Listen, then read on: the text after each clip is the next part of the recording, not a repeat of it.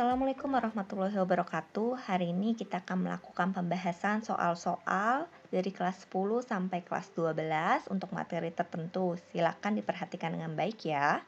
Dilihat di sini ada skema daun nitrogen. Gas nitrogen dalam atmosfer, N2 bebas di atmosfer ini akan difiksasi. Ada fiksasi N2 oleh bakteri Acetobacter. Dan akan menjadi senyawa nitrat hasil nitratasi bakteri Nitrobacter. Ketika kalian lihat nih di label Y, hasil nitratasi. Lalu di sini kan dilihat ada bakteri memproses nitrifikasi. Nitrifikasi itu akan melewati nitritasi dan juga nitratasi. Nitritasi itu mengubah amoniak NH3 menjadi NO2 atau nitrit.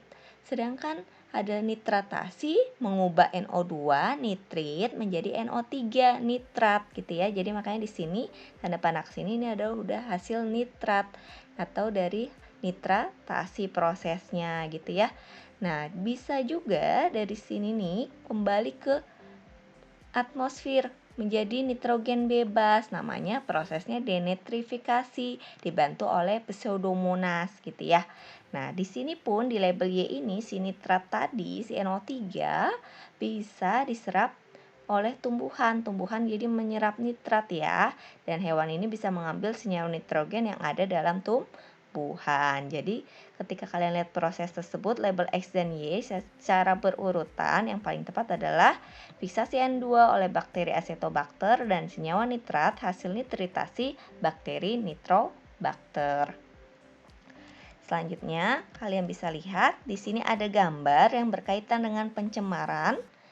Ini materi kelas 10 ya, yang tadi juga materi kelas 10. Ini juga masih materi kelas 10. Dampak yang ditimbulkan dari peristiwa tersebut ada blooming sterilitas, ada kejang otot, penuaan, dan juga bisa osteoporosis.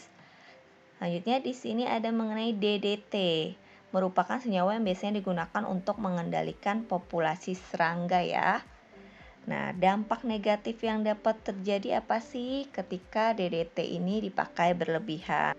Terjadi akumulasi DDT di ekosistem karena DDT tidak cepat terurai kembali.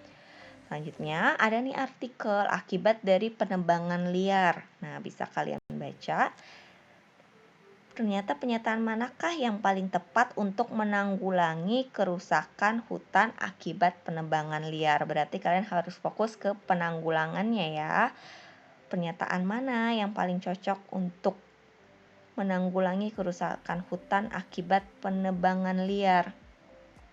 Jika kalian lihat, yang paling tepat adalah memberdayakan kelompok peduli hutan dalam masyarakat yang bertugas memantau dan melakukan pelestarian hutan. Jadi dia memperdayakan ya langsung dan juga menularkan pengetahuannya kepada generasi penerus sehingga akan ada rasa memiliki keberadaan hutan tersebut.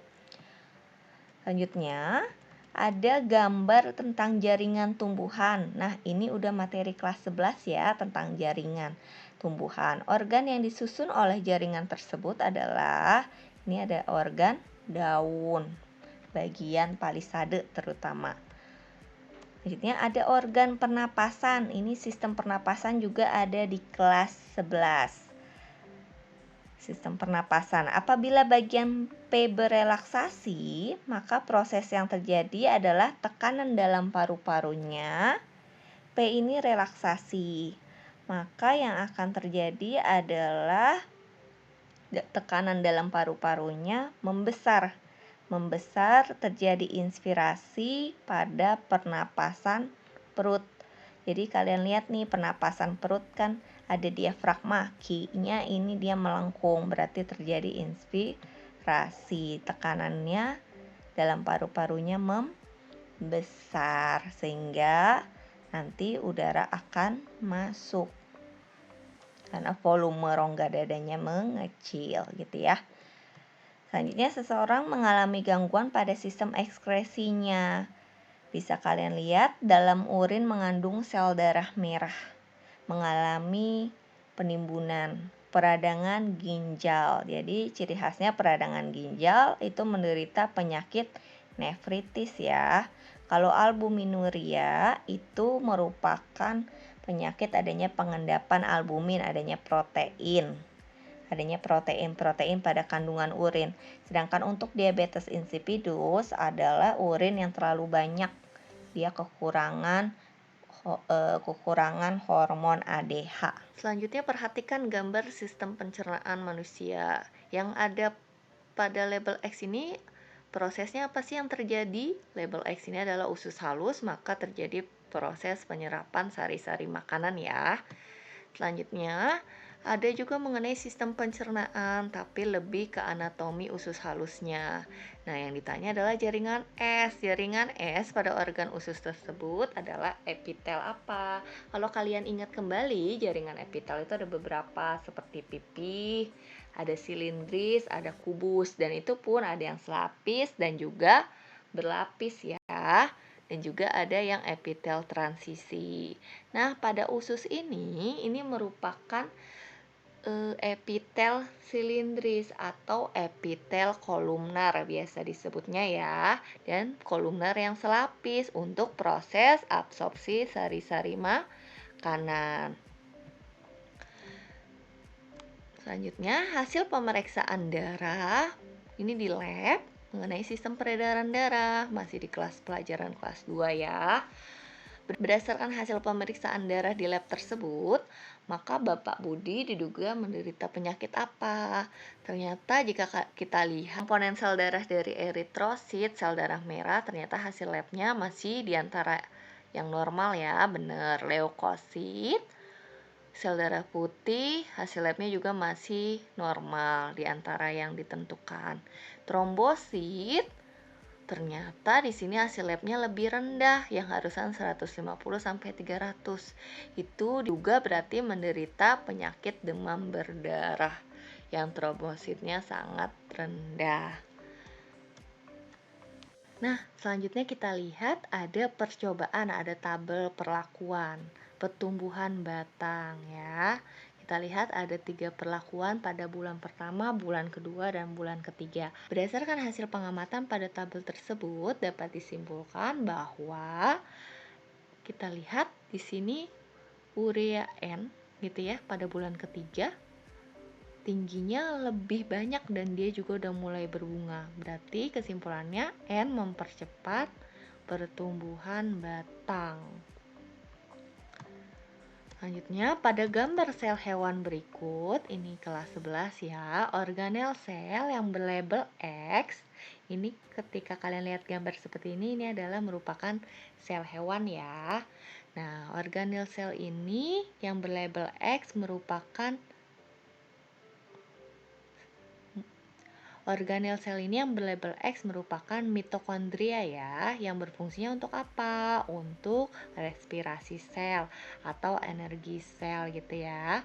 Emang bener, sentriol itu untuk pembelahan sel, badan Golgi membentuk lisosom, gitu kan. Tapi karena yang ditanya yang bagian X ini merupakan mitokondria, mobilisasi energi sel. Selanjutnya berikut ini beberapa pernyataan tentang struktur DNA dan RNA. Nah, tapi yang ditanya yang berkaitan dengan struktur DNA. Berikut ini beberapa pernyataan tentang struktur DNA dan RNA. Ini udah merupakan materi kelas 3 ya. Nah, yang berkaitan, yang ditanyanya yang berkaitan dengan struktur DNA. Ini pada materi genetik, yang mana ada membahas DNA dan RNA. Nanti dari segi letak, DNA itu biasanya letaknya di nukleus, gitu ya. Dan bentuknya dia double helix, rantai ganda, fungsinya dia pengatur, merancang sintesis protein dan penyusunnya fosfat, gula pentosanya adalah deokribosa, basa nitrogennya terdiri dari purin, adenin, dan guanin, pirimidinnya ada tirosin dan juga sitosin. Jadi yang membedakan dia dengan RNA, nanti di RNA itu terbagi ada RNA duta di bagian nukleusnya, ada RNA ribosom, ada juga RNA transfer letak di sitoplasma. Dan juga bentuknya kalau RNA ini rantai tunggal, single helix ya. Dan fungsinya itu adalah pelaksana, jadi pelaksana sintesis protein. Untuk penyusunnya sama, ada fosfat, ada gula pentosa tapi jenis ribosa. Basa nitrogennya ada purin, adenin guanin, tapi pirimidinnya sitosin dan juga urasil. Nah, berarti jika kalian lihat dari pernyataan ini, yang paling tepat untuk struktur DNA adalah DNA ada dalam inti sel dan kromosom, iya. Berhubungan dengan sintesis protein ya. Karena kalau DNA ini kan rantainya rantai double helix, rantai ganda ya. Dan pirimidinnya itu sitosin dan juga timin. Tapi purinnya bener nih, adenin dan juga guanin. Komponen gulanya itu adalah deokribosa. Yang benar berarti 1, 3, dan 5. Lanjut, dalam proses fotosintesis harus tersedia komponen sebagai berikut nih. Fotosintesis kelas 12. Dari komponen di atas, peran CO2 dalam proses fotosintesis adalah CO2 itu digunakan sebagai pendonor elektron yang akan dipecah untuk menghasilkan oksigen. Kemajuan dunia kedokteran saat ini tidak terlepas dari peran bioteknologi. Ini materi bioteknologi ya. Nah, pembuatan antibodi monoklonal yaitu teknologi hibridoma. Prinsip kerja teknologi hibridoma adalah, berarti ini lebih fokus ke prinsip teknologi hibridoma, yaitu teknik pembuatan sel yang dihasilkan dari fusi antara sel B limfosit dengan sel kanker ya. Jadi menghasilkan sel hibridoma. Lanjut, proses yang terjadi pada amuba berikut. Mekanisme transport, kalian perhatikan gambarnya. P-nya ngarah keluar, tanda panahnya pada bagian yang ditunjuk oleh huruf P adalah, ini merupakan eksositosis. Karena bisa kita lihat dari tanda panahnya keluar. Jika P-nya tanda panahnya ke dalam, itu maka endositosis. Karena tanda panahnya keluar, maka eksositosis. Pengeluaran zat sel. Perhatikan gambar enzim dan substrat berikut. Nih enzimnya, yang ini substratnya, ini prosesnya, dan ini produknya ya. Mekanisme kerja enzim berdasarkan gambar tersebut adalah, ini namanya proses enzim, teori kerjanya teori lock and key gitu ya, dimana ada sisi aktif gitu kan. Ini pas sesuai semua masuk substrat dengan enzimnya pas, jadi kesesuaian substrat yang dapat bekerja secara pas dengan sisi aktif enzim. Perhatikan bagian keterkaitan antara katabolisme karbohidrat dengan lemak. Titik temu jalur katabolisme lemak dengan karbohidrat yang tepat adalah, berarti katabolisme lemak kan lemak jadi gliserol dipecah dan juga menjadi asam lemak. Sedangkan kalau karbohidrat itu pasti dari glukosa akan dipecah melewati glikolisis, dekarboksilasi oksidatif, dan juga akan melewati siklus Krebs. Titik temunya ada di 2 dan 3 ya, yang mana asam lemak juga melewati 2 dan 3. Jadi yang sama-sama akan masuklah baru ke siklus Krebs. Jadi 2 dan 3. Nah, perhatikan gambar spermatogenesis berikut. Ini mengenai materi pembelahan sel kelas 12. Spermatogenesis di atas, perbandingan hasil dari tahapan meiosis 1 dan meiosis 2. Meiosis 1 dihasilkan 2 spermatosit sekunder yang sifatnya haploid ya, kan sudah meiosis. Nah, yang selanjutnya terjadilah meiosis kedua, menghasilkan 4 spermatid yang bersifat haploid. Inilah spermatozoanya. Kalau ini spermatogenesis mengalami mitosis jadi spermatosit primer, lalu meiosis 1 jadi spermatosit sekunder, meiosis kedua jadi spermatid. Jadi yang ini. Tahapan mekanisme sintesis protein selanjutnya setelah penggalan skema di atas adalah, sintesis protein ini kan mengalami 2 tahapan. Transkripsi, yaitu pencetakan DNA menjadi RNA duta di dalam nukleus ya. Ya kan, ini diperbesar yang terjadi di dalam nukleus ini. Selanjutnya dia akan melewati translasi. Translasi adalah penerjemahan RNA duta di ribosom dan penyusunan protein oleh RNA transfer yang membawa asam amino. Jadi setelah sintesis protein selanjutnya dari penggalan di atas adalah translasi. Perhatikan suatu proses aplikasi bioteknologi. Perhatikan suatu proses aplikasi bioteknologi modern berikut. Nah, dampak negatif dari aplikasi bioteknologi modern di atas terhadap keanekaragaman hayati adalah mengancam pertumbuhan varietas asli. Dampak negatifnya ya. Perhatikan gambar berikut perubahan yang terjadi pada larutan gambar C yang telah dibiarkan selama 60 menit. Larutan ini mengalami namanya keseimbangan karena terjadi peristiwa difusi. Jadi transport membran sel, transport zat ini ada melewati difusi dan ada juga yang melewati osmosis. Kalau melewati difusi disebutnya dengan transfer pasif. Osmosis juga transfer pasif, cuman yang membedakan adalah difusi ini perpindahan zat larut dari konsentrasi tinggi hipertonis ke konsentrasi rendah hipotonis. Dan kalau osmosis, perpindahan zat pelarut dari konsentrasi rendah hipotonis ke konsentrasi tinggi hipertonis. Jika gambarnya seperti ini biasanya terjadi keseimbangan karena peristiwa difusi, adanya penyebaran. Nah, perhatikan grafik data percobaan enzim. Ada enzim katalase ya. Berdasarkan gambar grafik tersebut, maka enzim ini bekerja secara optimal di kisaran 35 sampai 40.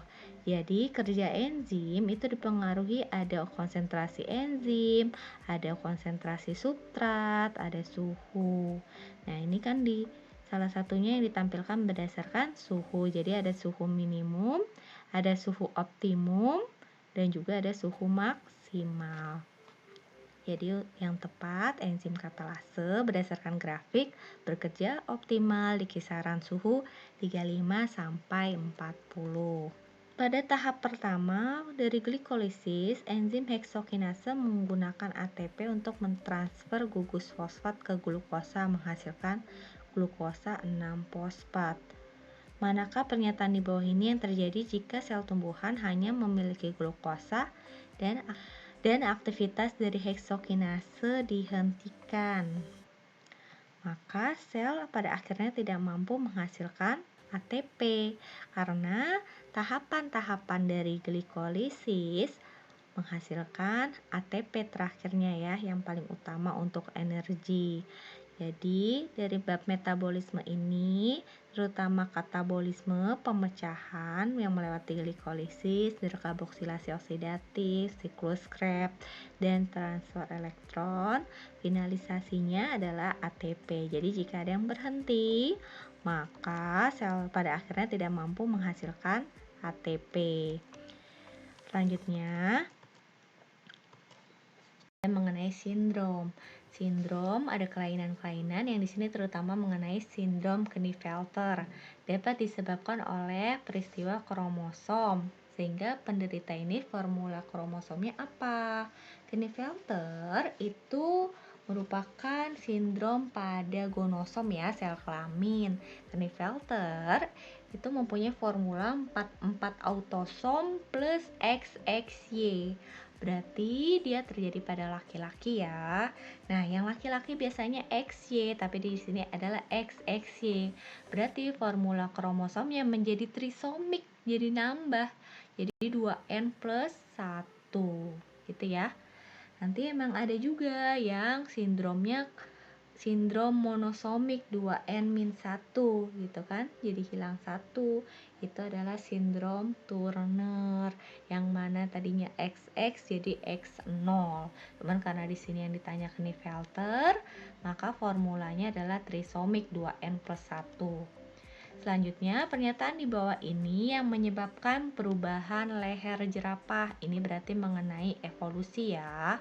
Evolusi menurut terutama yang ditanyakan evolusi Darwin yang ada hubungannya dengan evolusi jerapah adalah kita perhatikan evolusi Darwin itu pada masa lampau terdapat jerapah berleher panjang maupun berleher pendek. Dua nih benar ya. Yang selanjutnya, jerapah berleher pendek mati sedangkan berleher panjang tetap hidup.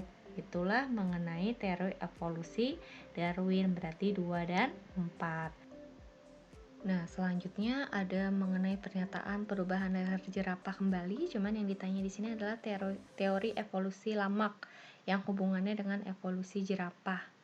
Nah, kalau evolusi jerapahnya Lamarck, dia kan beradaptasi dengan lingkungan.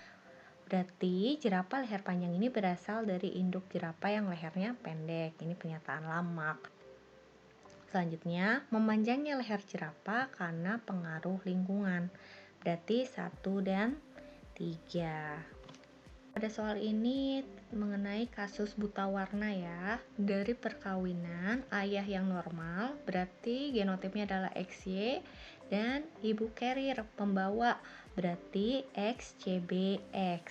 CB ini menandakan colorblind, berarti dia buta warna. X-nya cukup, yang CB-nya cukup 1 karena dia pembawa saja. Anak-anak yang dilahirkan mengandung faktor tersebut berarti yang ada kandungan colorblind-nya yang buta warna.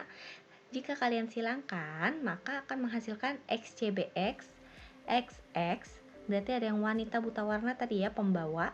Nanti untuk laki-lakinya ada XCBY, berarti laki-lakinya langsung buta warna, karena buta warna ini terkait dengan kromosom X ya. Dan juga nanti ada anak yang XY, berarti laki-lakinya normal. Tadi berarti yang pembawa yang ada kandungan buta warnanya ada XCBX dan juga XCBY. 2 kemungkinan dari 4 anak yang mungkin muncul. Berarti 2/4 adalah 50% ya. Selanjutnya, perhatikan gambar alat gerak pada hewan berikut. Nah, ini mengenai analogi dan juga homologi ya. Nah, berdasarkan gambar di atas yang merupakan analogi ini berarti mempunyai fungsi yang sama tetapi strukturnya berbeda. Kalau yang ditanya homologi mempunyai struktur yang sama tapi fungsinya beda. Kalau analogi fungsinya yang sama. Fungsinya yang sama di sini adalah 2 dan 3. Selanjutnya, perhatikan peta silsilah genotip nomor 1 dan 2. Nah, kalian lihat untuk yang bulat putih itu menyimbolkan perempuan yang normal. Untuk yang kotak putih laki-laki normal. Sedangkan untuk yang bulat hitam itu merupakan perempuan yang albino. Berarti ketika ada anaknya laki-laki normal dan perempuan albino, maka parentalnya, orang tuanya 1 dan 2 ini apa kemungkinannya? Kemungkinannya genotipnya jika hurufnya besar itu normal ya. Jika kecil itu menyimbolkan ada albino. Nah, ketika ada yang normal berarti harus ada huruf besar, berarti ada A besar. Kalau A besar semua, nggak mungkin nanti anaknya pembawa albino. Jadi nggak mungkin yang A kan ya. Nah, tapi ketika nanti ada yang kecil semua itu juga tidak mungkin. Karena ada yang normal, ada yang albino, maka lebih tepat yang A besar A kecil dua-duanya ya. Selanjutnya, di Kelurahan B berpenduduk 1 juta berdasarkan catatan statistik. Nah, ternyata yang menderita albino itu ada 54 dari 60.000 yang disensus. Berapakah frekuensi penduduk yang normal carrier? Berarti yang pembawa nih. Jadi kalau di sini tentang Hardy-Weinberg ya, perhitungannya dimana dipakai 54 ini kan yang albino. Berarti simbolnya adalah Ki pangkat 2. Dimana ngitungnya Ki ini 54 dibagi 60.000. Hasilnya Ki pangkat 2-nya ini 0,0009. Untuk Ki-nya maka akar dari 0,0009 adalah 0,03 kan. Nah, di hukum Hardy-Weinberg P plus Q itu sama dengan 1. Dimana berarti ketika Q-nya 0,03, P-nya 1 minus 0,03 sama dengan 0,97. P-nya itu menyimbolkan normal ya. Nah, untuk yang normal carrier disimbolkan dengan 2PQ. Tadi sudah diketahui, berarti tinggal dihitung 2 dikali 0,97, P-nya dikalikan 0,03 yang Q-nya. Hasilnya adalah 0,0582. Kaki yang tertusuk, duri, tertinggal nih durinya, mengakibatkan peradangan. Dia muncullah bengkak. Ya kan, bengkak ini mengandung zat mediator inflamasi yaitu histamin. Yang peran histamin ini berarti menyebabkan dilatasi pembuluh darah, pelebaran kan ya, makanya ngebengkak. Nah, agar pas supaya sel darah putih si leukosit ini bisa bermigrasi ke area luka. Cukup sekian pembahasan soal-soalnya pada materi-materi yang telah dibahas dari kelas 10 sampai kelas 12. Semoga bisa mengingat kembali, dipelajari dengan teliti lagi. Assalamualaikum warahmatullahi wabarakatuh.